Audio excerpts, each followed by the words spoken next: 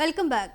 అనంతపురం జిల్లా వ్యాప్తంగా ఆర్డీటీ సంస్థ 1969 నుండి నేటి వరకు నిరవధికంగా నిస్వార్థంగా సేవలు అందిస్తూ వస్తుంది. జిల్లా వ్యాప్తంగా 1700 స్కూల్ నిర్మాణాలు, పేదలకు దాదాపు 30,000 ఇండ్ల నిర్మాణాలు చేపట్టింది. వెనుకబడిన ప్రాంతాల్లో 14 ఆసుపత్రుల సేవలు అందిస్తుంది. కక్షపూరితమైన రాజకీయం కోసం ఆర్డీటీకి విదేశాల నుండి వచ్చే ఎఫ్ఆర్సీఏ నిధులను ఆపడం ఎంతవరకు న్యాయమంటూ కలెక్టర్ కార్యాలయం ఎదుట దళిత సంఘాలు నిరసన తెలిపాయి. రాబోయే రోజుల్లో కూటమి ప్రభుత్వానికి తగిన బుద్ధి చెబుతామని సంఘాల నాయకులు హెచ్చరించారు. ఇక ఇదే అంశంపై మా కరెస్పాండెంట్ ఆర్కే సూర్య అందిస్తారు. నుంచి అనంతపురం జిల్లా వ్యాప్తంగా పేదలకి సర్వే చేస్తున్న ఆర్డీటీ సంస్థకి ఏదైతే ఆర్థికంగా విదేశాల నుంచి వస్తుందో ఆ ఎఫ్సిఆర్ఐ నిధుల్ని రెన్యువల్ కానియకుండా కొంతమంది అడ్డుకుంటున్నారు. రాజకీయ కక్షతో అన్నది ఆరోపణలు వస్తున్నాయి. ఈరోజు చూసామంటే జిల్లా వ్యాప్తంగా పేద ప్రజలు స్వచ్ఛందంగా దళిత సంఘాల ఆధ్వర్యంలో జిల్లా కలెక్టరేట్ దగ్గరకు వచ్చేసి పెద్ద ఎత్తున నిరసన తెలియజేసుకుంటున్నారు. వీళ్ళతో ఒకసారి మాట్లాడదాం.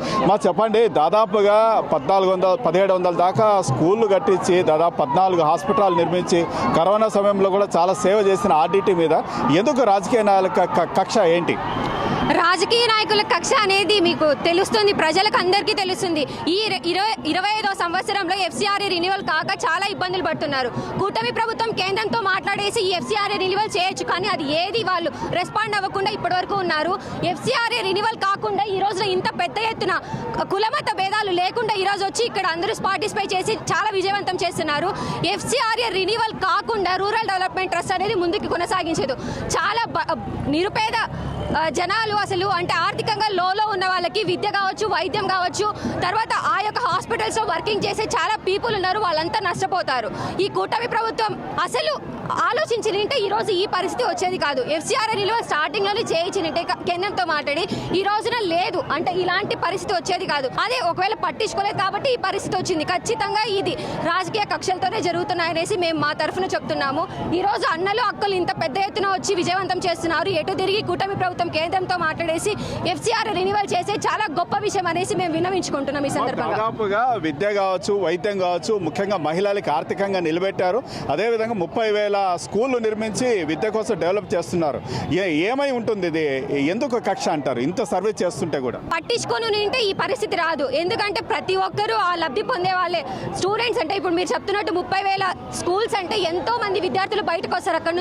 అక్కడ నుంచే జనరేషన్ అనేది స్టార్ట్ అవుతుంది. కాబట్టి వాళ్ళు ఏదో ఒక కోసాన పట్టించుకోలేదని నేను చెప్తున్నాను. ఈ రోజున ఈ సభాముఖంగా అదే పట్టించుకుంటే ఇలాంటి పరిస్థితి రాదు. సో ఇప్పుడు పట్టించుకొని వాళ్ళు ఎఫ్సిఆర్ఐ రెన్యువల్ కొరకు ప్రయత్నిస్తే ఖచ్చితంగా జరుగుతుంది. అది వాళ్ళు పట్టించుకోవాలని నేను కోరుకుంటున్నాను. ఇంకోవైపు ఆర్డీటీ మీద వస్తున్న ఆరోపణ ఏమంటే వీళ్ళు సర్వీస్ ముసుగులో మత మార్పిడులకి పాల్పడుతున్నారు అనేది ఒక ఆరోపణ. కాదండి, ఇప్పుడు మత మార్పిడి అంటే నేను ఆ మతానికి చెందినదాన్ని కాదు, ఆ కులానికి చెందినదాన్ని కాదు, ఏది కాదు. కానీ ఒక రూరల్ డెవలప్మెంట్ ట్రస్ట్ ప్రతి ఒక్క పేద ప్రజలకు అది అందుబాటులో ఉంటుంది. కాబట్టి అందరూ దానికి ఏదైనా తీసుకోండి, SC, ST, BC, minority, OC వాళ్ళతో ప్రతి ఒక్క కులంలోనూ తీసుకోండి, మతంలో తీసుకోవచ్చు, తర్వాత రాజకీయ పరంగా తీసుకోవచ్చు. ప్రతి ఒక్కరూ ఆర్డీటీ నుంచి లబ్ధి పొందుతున్నారు. ఈవెన్ వాటర్ సోర్స్ కావచ్చు, అది కేవలం కులానికి మాత్రమే అనేసి నేను ఒప్పుకోను. అది అందరికీ సేవ చేస్తుంది కాబట్టి అది కులానికి సంబంధించింది కాదు. ఇది దాదాపుగా ఒక 5-6 నెలలుగా జరుగుతూ ఉన్న ఇష్యూ ఇది జిల్లాలో. మొన్న జిల్లాకి ముఖ్యమంత్రి చంద్రబాబు, ఉప ముఖ్యమంత్రి పవన్ కళ్యాణ్ వచ్చాడు, కానీ దీనిపైన ఒక ప్రకటన కూడా చేయలేదు. దానికి కారణం ఏంటి? సరే, ఇది ఇప్పుడు వాళ్ళ దురదృష్టం ఏమంటే, మా దురదృష్టం ఏమంటే గౌరవ ముఖ్యమంత్రి గారు జిల్లాకు వచ్చిన తర్వాత ఈ జిల్లా ప్రజలందరూ కూడా ఖచ్చితంగా అనౌన్స్మెంట్ చేస్తాడు. ఎఫ్సిఆర్ నిర్మూలన చేస్తాము, ఆర్డీటీ సంస్థను ఇక్కడే కాపాడుతామని ఎన్నో ఆశలతో ఎదురు చూసాము. కానీ దురదృష్టము ముఖ్యమంత్రి గారు ఆర్డీటీ గురించి ఒక్క మాట కూడా మాట్లాడలేదు. ఇది మీరు చెప్పినట్ల ఒక మత మార్పిడి అనేటువంటి అపోహాలు ఉన్నాయి. అది కరెక్ట్ కాదు. ఈ బీజేపీ ప్రభుత్వము, ఈ కూటమి ప్రభుత్వము ఈ ఏదో ఒక నింద వేయాలనే ఒక ఉద్దేశంతో బడగ బలహీన వర్గాలకు ఒక మేలు జరుగుతూ ఉంటే విద్య కానీ, వైద్య కానీ, రైతులకు కానీ, పాడి పశువులకు కానీ అనేక రకాలుగా ఆర్డీటీ సంస్థ గత 56 సంవత్సరాలుగా అభివృద్ధి చేసుకుంటూ ఇన్ని వేల మంది కుటుంబాలు ఇటుకు వచ్చినాయంటే ఆర్డీటీ ఎంత సేవ చేసింటే ఇన్ని వేల కుటుంబాలు వచ్చింటాయి. స్వచ్ఛందంగా వచ్చిండేటువంటి ప్రజలు, అన్ని కులాలకు సంబంధించినటువంటి కులాలు వచ్చిండేటికి ఇప్పటికైనా గౌరవ ముఖ్యమంత్రి గారు కేంద్ర ప్రభుత్వం పైన ఒత్తిడి తీసుకొచ్చి, ఎందుకంటే ట్రిపుల్ ఇంజన్ సర్కార్ అంటారు కాబట్టి మీరు అక్కడు భాగస్వాములు, ఇక్కడు భాగస్వాములు కాబట్టి మీరు అనుకుంటే ఏమి పెద్దది కాదు. మీరు ఎందుకో ఏమి కాదో మాకు అనిపిస్తూ ఉంది. ఎస్సీ ఎస్టీ బీసీల పైన మీరు ఎందుకో చిన్నచూపు చూస్తూ ఉంటారేమో మాకు అనిపిస్తూ ఉంది. ఆ ఆలోచన తెప్పించిందంటే ఖచ్చితంగా రాబోయే రోజుల్లో ఈ పరిణామాలు చాలా ఉధృతంగా జరుగుతాయి. ఖచ్చితంగా రాబోయే రోజుల్లో జేఏసీ తరపున ఎమ్మెల్యే ఇండ్లు కానీ, ఎంపీ ఇండ్లు కానీ, మినిస్టర్ ఇండ్లు కానీ వాళ్ళు ముట్టడిచ్చే కార్యక్రమం ఖచ్చితంగా చేపడతాము.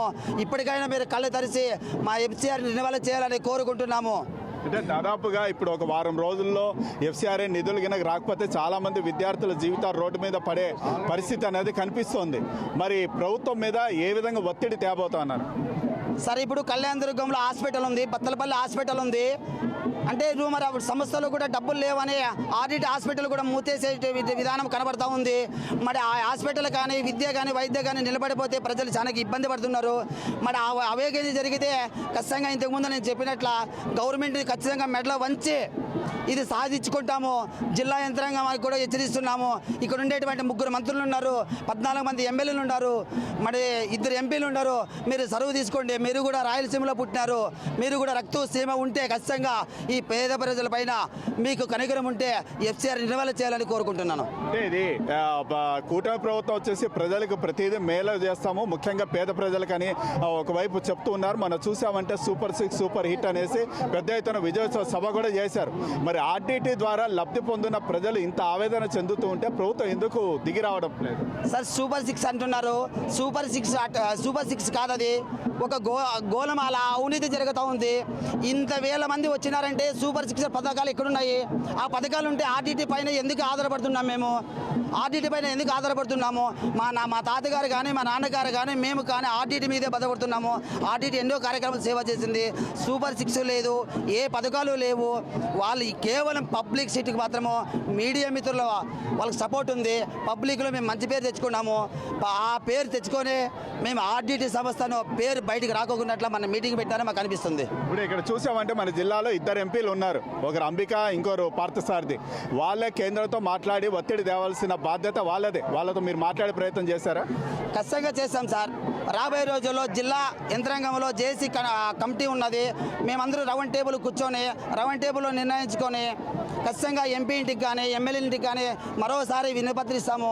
ఒకవేళ వాళ్ళు అప్పటికి తీరాకపోతే ఖచ్చితంగా వాళ్ళు ఎక్కడున్నా కూడా వాళ్ళ ఇంటి ముట్టడిస్తామని తెలియజేస్తున్నాం. ఓకే, ఇది మీరు చెప్తున్నది. ఏదైతే దాదాపుగా లక్షలాది మంది జనాలు అనంతపురం జిల్లా వ్యాప్తంగా వైద్యము, విద్య, ఉపాధి అవకాశాలు, అదేవిధంగా ఏదైతే ముఖ్యంగా పిల్లలు ఇక్కడ ఆర్డిటి సంస్థలో ఎవరైతే నమోదు చేసుకొని ఉంటారో పేర్లు, ఉన్నత చదువులు కూడా ఆర్థికంగా ఎంతో సహాయం చేస్తున్న ఆర్డిటి సంస్థ ఈరోజు ఒక్కసారిగా మూతపడే పరిస్థితి వస్తుందంటే చాలా బాధాగా వీళ్ళందరూ పేద ప్రజలు స్వచ్ఛందంగా ఈ జిల్లా కలెక్టరేట్ కార్యాలయం దగ్గరకు వచ్చేసి మనం చూసామంటే ఇక్కడ పైన గేట్లు ఎక్కి కూడా వాళ్ళ ఆవేదన తెలియజేసుకుంటున్నారు. ఒకవేళ రాష్ట్ర ప్రభుత్వము కేంద్ర ప్రభుత్వానికి ఒత్తిడి కనుక తీసుకురాకపోతే ఒకవేళ భవిష్యత్తులో తప్పనిసరిగా ఇది పెద్ద ఎత్తున ఉద్యమించేసి కేంద్ర ప్రభుత్వానికి మెడల్ వంచి ఏదైతే ఎఫ్సీఆర్ నిధులు ఆర్డిటికి రాకుండా ఆపారో అది మేము సాధించుకునే వరకు పోరాటం చేస్తామంటే వీళ్ళు కేంద్ర రాష్ట్ర ప్రభుత్వాలకు హెచ్చరిక చేస్తున్నారు. కెమెరా పర్సన్ శాంతో, ఆర్కే సూర్య, స్వతంత్ర టీవీ.